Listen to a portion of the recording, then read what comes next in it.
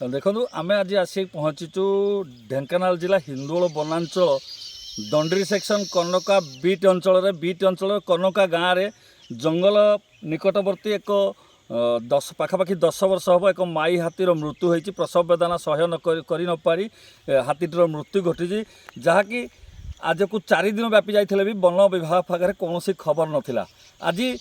हिंदोल जिते आम कह जदि कह हिंदोल हाथी मनीष लड़ाई जारी रही बेले केतबेले हाथीर मृत्यु होची तो केतबेले मनीषर मृत्यु होची जदि आम कह हिंदोल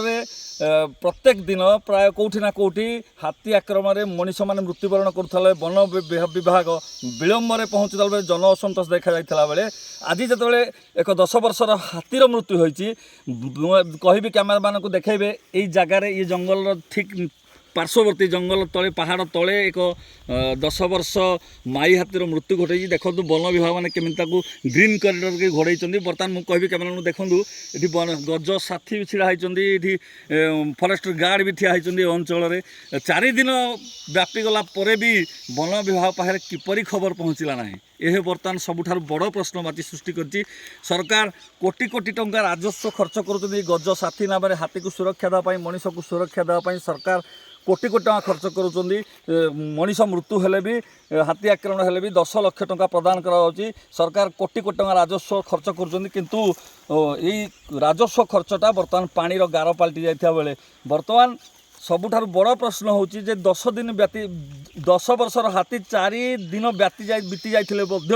बर्तमान आम जो जगार पहुँचीचु ये जगह देखूँ ढेंकानाल वनखंड अधिकारी हो कि हिंदोल वनांचल अधिकारी हो कहीं बर्तमान सुधा घटनास्थल पहुँची ना केवल गज साथी आ फरेस्ट गार्ड मध्य कार्य शास करने बस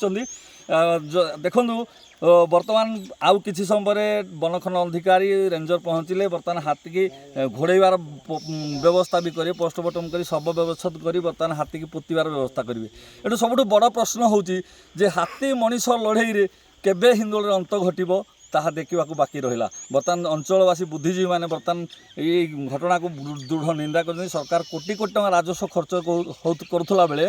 बर्तमान ए पानी गार पलटि जाइए ढेंकानाल हिंदोल किशोर चंद्र पाल MBC TV।